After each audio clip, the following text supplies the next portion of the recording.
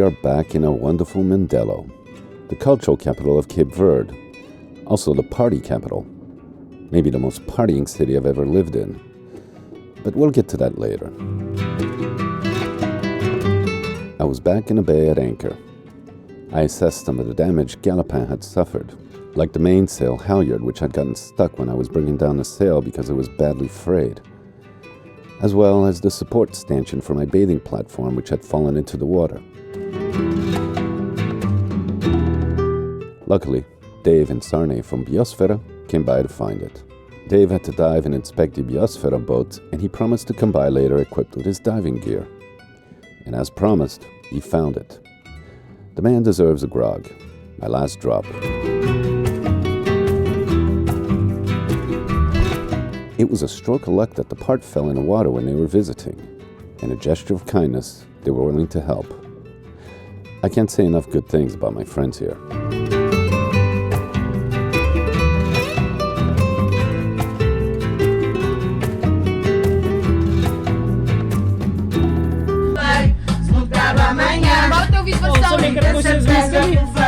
It was May Day weekend. Usually everyone goes to the beach to barbecue and party.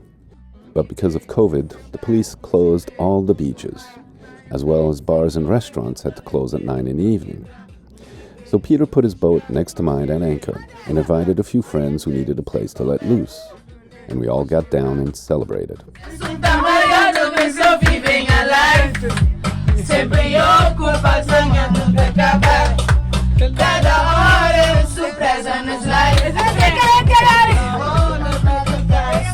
At about 5 in the morning, I went to my boat to rest for a while.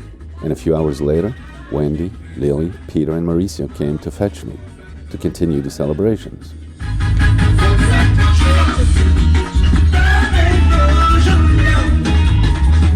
Which I did until the afternoon, and brought Wendy to yet another party. It was at her friend Andrea's rooftop terrace.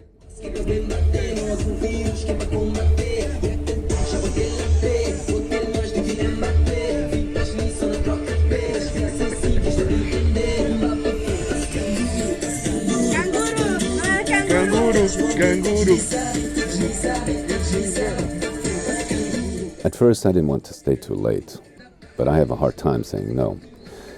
And with that, some grog, music, sweet friends, and good food, I stayed. No regrets.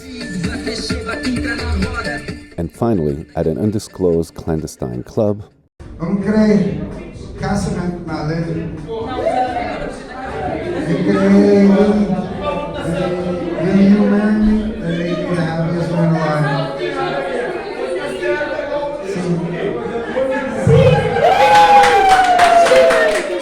what can I say? Peter's in love, and Lily said yes. She will make him the happiest and craziest man alive.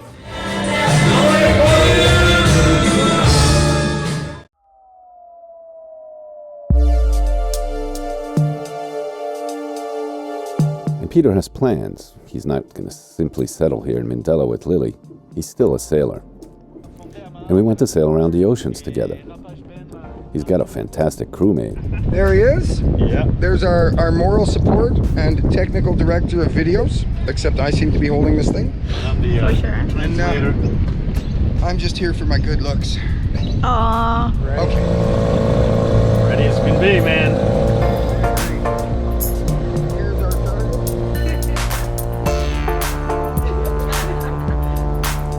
turn. But he needs a boat. And I think the one I found for him is becoming a reality. Here's this obstacle course. We're gonna have to do something about that. Cut that thing over there. Cut that thing over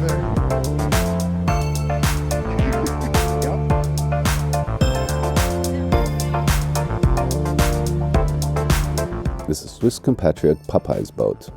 He spent 20 years building his vessel in the Swiss countryside before sailing it down here about 9 years ago.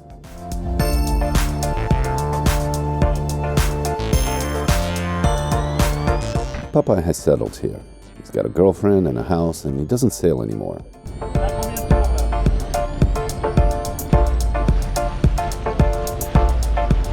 I had heard he was thinking of selling his boat, and I contacted him. And now Peter and Popeye have agreed to haul out the boat and have a serious look below the waterline.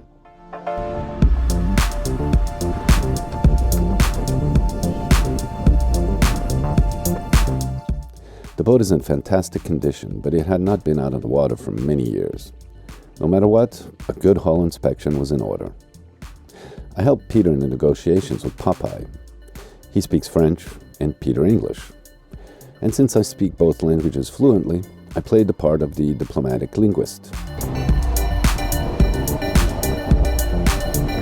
As well, I helped with the negotiations for the haul-out. I get around better in Creole than Peter, but he's getting by slowly. So here we are about to put the boat on a rail wagon under the water. It was windy and Popeye had to approach carefully. We had several guys aboard to help tie the boat up to the cart, as well as divers who tied it down to the cart below. It was a chore. The boat is big and heavy, and as I said, it was windy.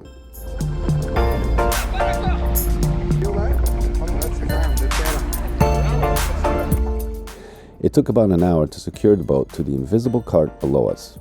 And then we began to feel movement and an uneasy, jerky bouncing below our feet. The cart was very slowly being pulled ashore. We were all a bit nervous, that is, Peter, Lily, and I.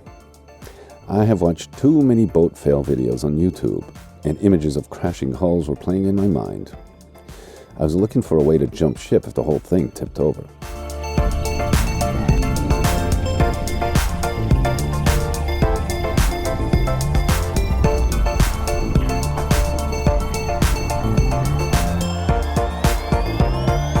In the end, the intervention went smoothly. The boat was high and dry. The guys were securing it by welding supports in place and had power washed it.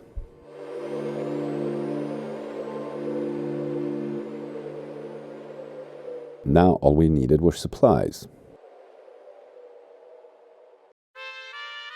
So Peter and I are negotiating here about getting anti-fouling paint and primer and this and that, and there's guys who are willing to sell us stuff that's dropped off or fallen off a truck somewhere over there in the big shipyard where they do the big cargo ships, and it seemed a little... I had to save Alex's wallet from his conscience. He feels really bad that these people need to make a sale. He feels that, I mean, once they've approached us and they've got paint, I mean, they need the money. But at one point we realized we were probably looking at about 30 liters of like paint ends, used paint, and so we've sort of backed off. Now we got to talk to another guy. Now we're going to talk to Anilton. Hello. Anilton comes highly recommended, so we're going to talk to him now. Here. We'll let you know what happened. Yeah. Hello. Because these guys was trying to sell us a big, paint can, but that was already open. It looks like, they might have, like, who knows what the hell was in there paint exactly. Ends of paint. Yeah, so it seems like there's some market of, like, leftover paints from the big cargo ships, and these guys turn around and sell it, and, one guy's telling us that there's none in this whole island. These other guys are saying, of course there is, man. And anyways,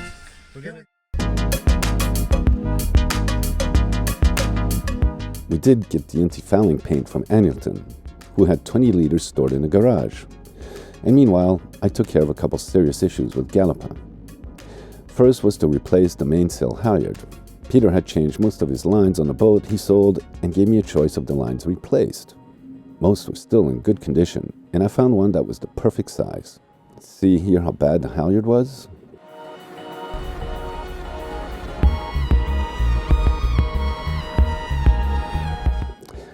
The operation went successfully, surprisingly easy, which is not often the case when fixing a problem on a boat.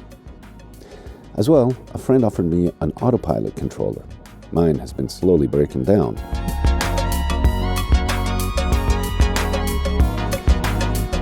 So I contacted Gilson here, who helped me with the installation. I needed to buy a converter kit, which was not cheap. And with Gilson's help, it was installed in just a few minutes. Bingo! I got a new, modern, updated, fully functioning autopilot controller for half the price.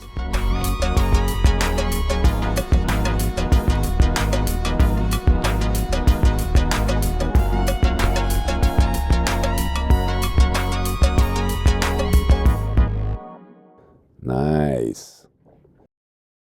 I had moved Galopin to the Marina.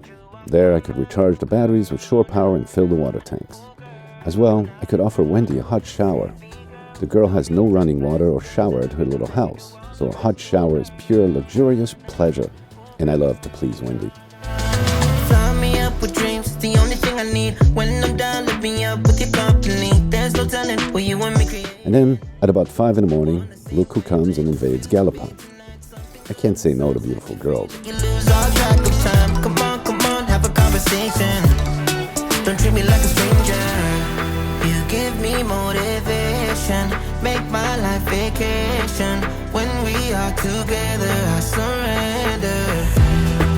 Give you all my money. Make you look so lovely. Never feeling lonely.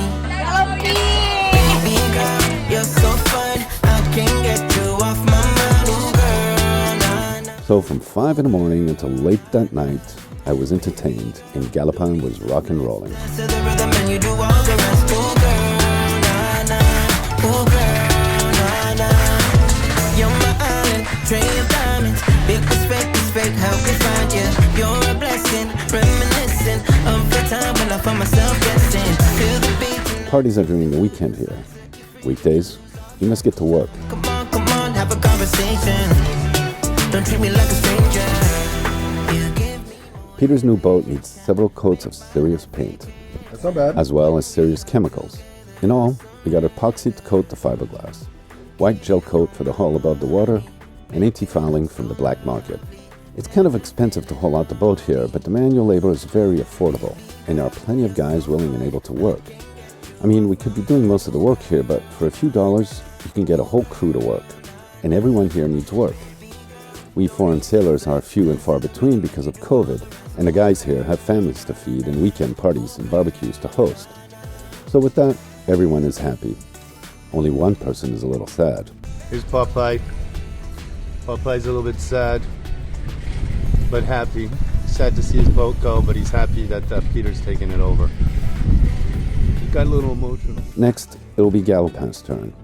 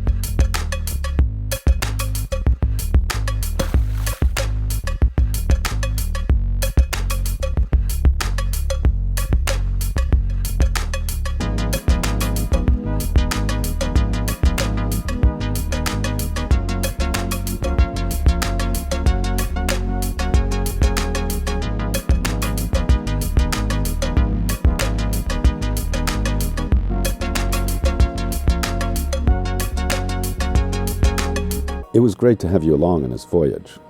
Give this a thumbs up and subscribe if you enjoyed this series. Me and Galopin promise you a good time every Wednesday, so welcome aboard.